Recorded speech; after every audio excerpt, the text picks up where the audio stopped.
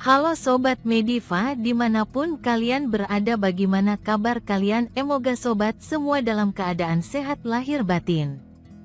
Dan semoga selalu dalam lindungan Allah Subhanahu wa Ta'ala. Amin amin ya robbal alamin. Baik, langsung kita ulas. Ketika merpati yang kita harapkan menjadi merpati yang baik, namun gagal menunjukkan performa yang baik sesuai harapan kita, maka tidak perlu mencari jauh-jauh untuk menemukan penyebabnya. Di sini ada dua kemungkinan, entah burungnya yang tidak baik atau memang pada saat dilatih tidak dalam kondisi yang baik. Mungkin saat ini sangat jarang ditemui bila seorang peternak tidak memiliki burung yang bagus atau terah juara, karena penyebaran burung merpati begitu luas, tidak mengenal waktu dan jarak. Pada situasi saat ini kita tidak dapat memprediksi siapa burung yang akan menang di setiap perlombaan, baik lomba tingkat lokal maupun nasional, karena penyebaran terah merpati juara begitu luas dan cepat. Sehingga penyebaran terah burung juara itu saat ini tidak hanya di kalangan atas, namun sudah menembus pada level menengah, bahkan kalangan bawah.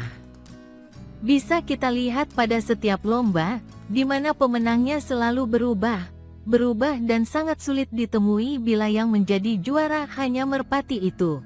Itu saja. Kesalahan besar rendahnya kualitas merpati atau perawatan yang buruk. Itulah menjadi dilema besar bagi para penggemar merpati, sehingga membuat sprinternya tidak mendapat hasil yang maksimal. Kualitas terbaik atau terah terbaik dan perawatan yang baik ini sudah berulang kali saya sampaikan merupakan kunci untuk bisa menghasilkan burung yang baik. Dan ini tidak bisa dipandang sebelah mata. Dan terah, keturunan terbaik yang selalu kita bayangkan menghasilkan burung yang baik, tidak serta-merta menghasilkan burung yang baik. Tapi kita tidak bisa menelan pendapat ini bulat-bulat. Jika seseorang tidak bisa menilai secara pasti apakah burung ini baik, maka dia pun tidak bisa menilai bahwa burung yang ini buruk. Sehingga dalam menilai burung tidak hanya menilai dari sisi baiknya saja, namun kita juga harus mampu menilai dari sisi buruknya, demikian juga sebaliknya. Sehingga kita bisa menilai burung secara keseluruhan dan utuh. Kita sering menilai merpati dari segi warna maupun dari bulunya seperti sutra atau tidak, atau dari bentuk tubuh katurangannya, lalu kita menilai bahwa merpati ini tidak layak untuk dipelihara apalagi untuk dilombakan. Menurut kami ini adalah kunci keberhasilan peternak atau penggemar merpati. Para penggemar merpati pun tahu mana merpati yang harus diafkir, mana yang dapat diteruskan untuk dilatih dengan harapan bisa menjadi player juara. Namun begitu ditanya dari mana Anda bisa menilai? Ini rahasianya. Setiap merpati tidak ada yang sempurna dan pasti ada kekurangannya, namun kita harus bisa memilih bahwa burung yang memiliki potensi untuk juara memiliki sedikit kekurangan daripada burung yang tidak memiliki potensi juara. Namun pada dasarnya basic untuk memilih burung yang berpotensi menjadi juara harus burung yang dalam kondisi sehat, baik pada saat piik, dewasa maupun pada saat memasuki masa latihan dan lomba. Dalam beternak yang harus diperhatikan, bila di kandang kita ada burung yang mulai sejak piik sakitan dan sulit untuk sembuh, berarti merpati ini memiliki kondisi ketahanan tubuh yang tidak baik. Dan bila diteruskan sampai dewasa, maka kecil kemungkinan untuk menjadi burung yang baik. Ada beberapa pernyataan penilaian terhadap merpati, yakni beberapa orang berpikir bahwa burung berasal dari terah yang baik akan menurunkan anakan yang baik. Tidak selamanya ini terjadi. Burung berasal dari terah yang baik bila sudah dilatih tidak menunjukkan kinerja yang baik, harus segera diafkir atau disingkirkan, karena burung yang baik akan mudah dilatih atau ada peningkatan setiap masa latihan. Burung yang diternak, breeder, bila dalam 4 tahun tidak memberikan keturunan yang baik, untuk tidak dilanjutkan mengambil keturunan. Bila akan hanya tetap dipelihara, minimal bisa menjadi lolohan yang baik, agar tidak mempersempit kandang ternak. Merpati yang telah berumur 2 tahun, 2 kali rampas, tidak ada peningkatan prestasi, kinerja harus segera disingkirkan karena akan jarang terjadi peningkatan prestasi terhadap merpati yang umurnya semakin meningkat menjadi tua. Burung yang kinerja baik akan mampu menunjukkan prestasi dalam kurun waktu 2 tahun, 2 rampasan. Menyeleksi merpati sejak awal, semakin awal Anda melakukan seleksi maka akan semakin baik. Bahkan Anda sudah dapat memulai seleksi burung ketika masih dalam telur. Beberapa saran tentang pemilihan seleksi. Bila telur yang akan Anda tetaskan berkerak, skala berpori, maka segera singkirkan atau buang karena belum ada burung yang baik berasal dari telur yang berkerak atau berpori. Telur harus sama seperti merpati sehat, bulunya harus cerah. Singkirkan telur dengan skala berpori berkerak, lakukan pemberian vitamin pada indukan lalu ambil telurnya lagi, lihat sudah sesuai kriteria apa belum. Kesalahan yang sulit dihilangkan, hal ini sering terjadi oleh setiap peternak dan terjadi kekeliruan kesalahan dalam penilaian terus-menerus di mana membiarkan piik untuk terus berkembang hidup sampai dewasa padahal piik tersebut tumbuh dalam keadaan tidak sehat. Dan ini tidak pernah terjadi di mana burung juara sejak usia piik selalu sakitan dan begitu besarnya akan menjadi juara. Mulai sekarang bila kita melihat burung yang sejak piik sakitan segera disingkirkan karena burung yang juara akan memiliki kesehatan yang baik. Dan kesehatan merupakan hal utama yang dibutuhkan pada burung pada usia berapapun.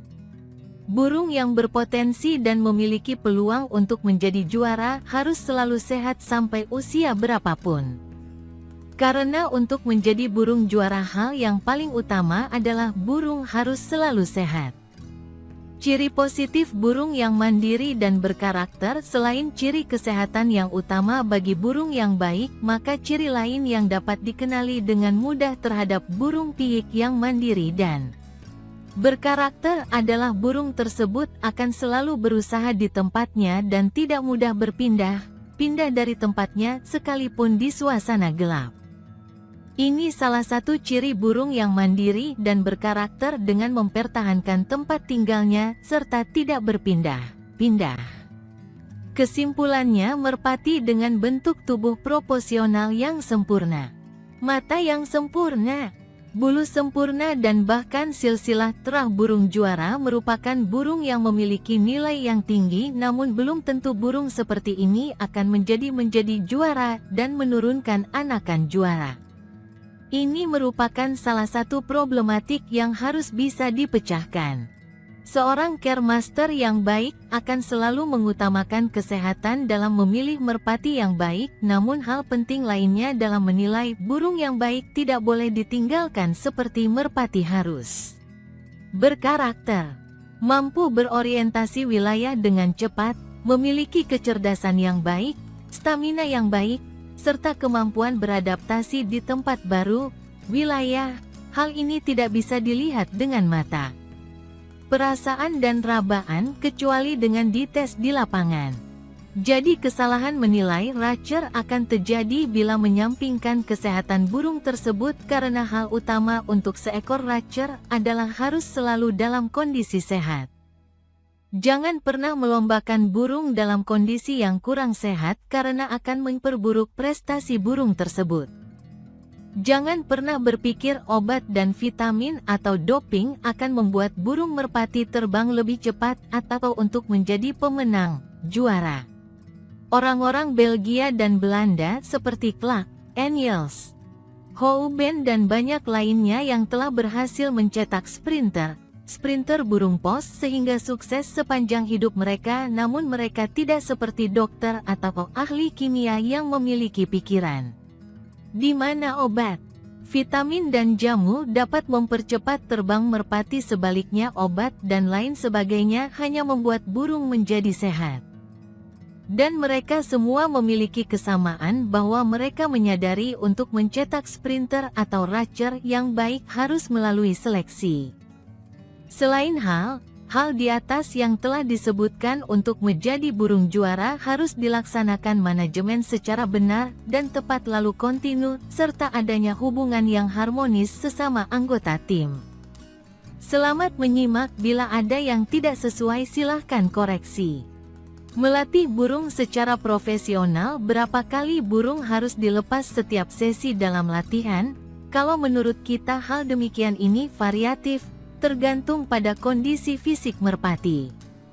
Pedoman yang perlu jadi acuan setiap melatih burung tentunya jangan sampai burung kelelahan pada saat dilatih dan dipaksakan terbang sehingga burung trauma sampai joki sehingga tidak kontrol dan terus dipaksakan sehingga burung rusak, yang akhirnya tidak mau hinggap, tembaknya pelan, sprinternya hilang dan sebagainya. Perlu kejelian joki dalam melakukan latihan terhadap sprinter-sprinter yang dilatih karena kondisi tiap burung berbeda. Tidak mudah memang, tapi dengan kejelian dan telaten semua dapat dilaksanakan dengan baik. Banyak pemilik burung, bos yang tidak pernah lihat di lapangan pada saat latihan hanya menanyakan, "Ngelatih berapa tadi? Berapa section? Bagus gak? Ada yang disiap gak buat lomba?" Dengan sigap joki menjawab secara lantang, "Sekian bos, sip. Bagus semua, sprint kelihatan. Ninggal burung." Dijawab dalam hati oleh jokinya, "Ya jelas ninggalhan dilepas duluan. Yang penting bos seneng, uang rokok lancar." Besok jalan ikut lomba, masalah menang urusan nomor 100. Sedangkan untuk merpati alangkah baiknya bila kita ingin profesional hendaknya ada orang yang bagian mencatat sprinter merpati, Miss merpati A, B, C dan lainnya di dalam buku catatan khusus. Masing-masing merpati ada catatan tersendiri menyangkut porsi latihan guna melihat kinerja. Lembar 1, catatan mengenai merpati A. Lembar 2, catatan mengenai merpati B. Lembar 3, catatan mengenai merpati C yang berisi section 1:1. Berapa kali terbangan 2, jalurnya bagaimana 3, sprintnya seperti apa 4, tepat betina apa gak 5, tembaknya bagaimana, section 2, maksimal sampai 4 sesi. Sehingga pemilik merpati, bos tidak perlu tanya lagi ke joki bagaimana kinerja merpati karena ada sebagian joki yang ABS, asal bos senang saja jawabannya. Ini pun bisa mengontrol berapa kali merpati diterbangkan. Dengan demikian, pemilik bisa melakukan analisa evaluasi terhadap merpati-merpati miliknya, bukan hanya percaya sepenuhnya kepada perawat dan joki, serta bisa mengontrol merpati A. Besok latihan cukup sekian. Merpati B, porsinya ditambah. Dengan harapan merpati yang kita latih bisa maksimal. Sekian, semoga bermanfaat dan salam merpati lovers.